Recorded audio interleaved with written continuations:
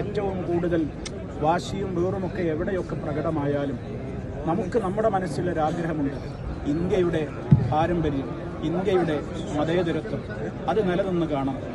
അതിനെ അനുകൂലിക്കുന്ന ആരൊക്കെയുണ്ടോ ആ മതേതരത്വത്തിൻ്റെ ശക്തി പകരുന്ന ആളുകൾക്ക് വേണ്ടി നമ്മുടെ സമ്മതിദാനാവകാശം രേഖപ്പെടുത്തുവാൻ പ്രത്യേകിച്ച് പ്രവാസികളൊക്കെ ശ്രദ്ധിക്കേണ്ടതുണ്ട്. യാത്രകൾ ക്രമീകരിച്ചുകൊണ്ട് നാട്ടിൽ പോയി വോട്ട് ചെയ്യാൻ ആർക്കെങ്കിലും സാധ്യതയുണ്ടോ? അവരത് ചെയ്യണം.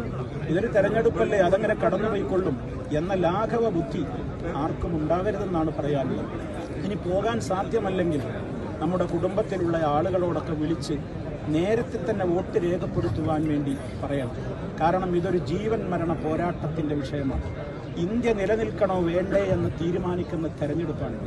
അതുകൊണ്ട് തന്നെ ഇന്ത്യയെ തകർക്കുവാനും അതിൻ്റെ കൃത്യമായ സമാധാനാന്തരീക്ഷത്തെ ഏറ്റവും വലിയ രൂപത്തിൽ കുഴിച്ചു മൂടുവാനും ഫാസിസം എല്ലാവിധത്തിലുമുള്ള ശ്രമങ്ങൾ നടത്തുമ്പോൾ ആ ഫാസിസത്തിനെതിരെ പോരാടുവാൻ നമ്മുടെ ചൂണ്ടുവിരലുകൾ ആയുധമാക്കിക്കൊണ്ട് നമ്മൾ പോരാടണമെന്നാണ് ആവർത്തിച്ചാവർത്തിച്ച് ഓർമ്മപ്പെടുത്തുവാനുള്ളത്. സമാധാനത്തോടെ നമുക്ക് ചെയ്യാൻ കഴിയാവുന്ന ഒരു കാര്യം അത് തന്നെയാണ്. മറ്റൊരു കാര്യം മുസ്ലിം സുഹൃത്തുക്കളോട് പറയാനുള്ളത്, വെള്ളിയാഴ്ചയാണ് തെരഞ്ഞെടുപ്പ് വരുന്നത് എന്ന ഒരു പ്രതിസന്ധി മുസ്ലിമീങ്ങളെ സംബന്ധിച്ചിടത്തോളം കേരളത്തിലെ തെരഞ്ഞെടുപ്പിനുണ്ട്. എന്നാൽ അതൊന്നും ഒരു വിഷയമാക്കരുത്. ജുമാക്ക് പങ്കെടുക്കുന്നതിൻ്റെ മുമ്പേ നേരത്തെ തന്നെ എല്ലാവരും വോട്ട് രേഖപ്പെടുത്തിയെന്ന് ഉറപ്പുവരുത്തുക. സാധ്യമായില്ലെങ്കിൽ ജുമാ നമസ്കാരത്തിൻ്റെ ശേഷം വീണ്ടും സമയമുണ്ടല്ലോ, വോട്ട് രേഖപ്പെടുത്തിയെന്ന് ഉറപ്പുവരുത്തുക. ഇനി ഒരു നിലക്കും വോട്ട് ചെയ്യാൻ സാധ്യമാകാത്ത നിലക്ക് പോളിംഗ് ബൂത്തുകളിലും തെരഞ്ഞെടുപ്പിൻ്റെ മേഖലയിലുമൊക്കെ ഉദ്യോഗസ്ഥരായി വരുന്ന ആളുകൾ, അവർക്ക് പള്ളിയിൽ പോകാനോ ജുമായിൽ പങ്കെടുക്കാനോ തീരെ സാധ്യമല്ലെങ്കിൽ ഇസ്ലാമിൽ അതിനും ഇളവുണ്ട്.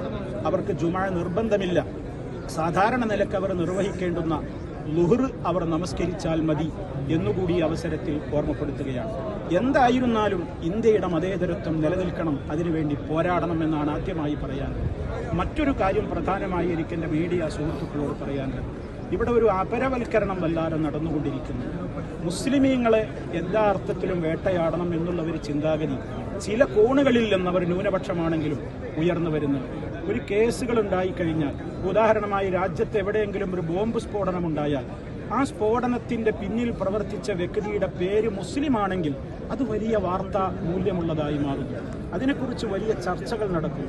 അത് കൊട്ടിഘോഷിച്ച് അതിനെതിരെയുള്ള പ്രചരണങ്ങൾ അതൊരു മതത്തിലേക്ക് കൂട്ടിക്കെട്ടി ആ മതത്തിൻ്റെ സമാധാനത്തിൻ്റെ പ്രശ്നമാണത്, ആ മതത്തിൻ്റെ തകരാറാണത് എന്ന് ചേർത്തുകൊണ്ട് വായിക്കുന്ന അത്യന്തം പക്ഷപാതപരമായ അപരവൽക്കരണത്തിൻ്റെ ഒരു നയം സമൂഹത്തിൽ കാണുന്നുണ്ട്. അതേ അവസരത്തിൽ വേറെ ഏതെങ്കിലും ആളുകളാണ് അതിൻ്റെ പിന്നിലുള്ളതെങ്കിൽ, മറ്റു പേരുകളുള്ള ആളുകളാണ് ഉള്ളതെങ്കിൽ അതൊരു വിഷയമായി മാറാതെ പലപ്പോഴും അത് വിസ്മരിക്കപ്പെടുകയാണ്. നമുക്കറിയാം, കഴിഞ്ഞ വർഷം രാജ്യത്തെ ഏറ്റവും നടുക്കിയ കളമശ്ശേരിയിലുണ്ടായ ബോംബ് സ്ഫോടനമടക്കം അതിനൊന്നും ഒരു മുസ്ലിം പേരുള്ള വ്യക്തിയല്ല എന്ന് വന്നപ്പോൾ അതൊക്കെ ഇന്ന് വിസ്മൃതിയിലേക്കത് മറന്നുപോയിരിക്കുകയാണ്.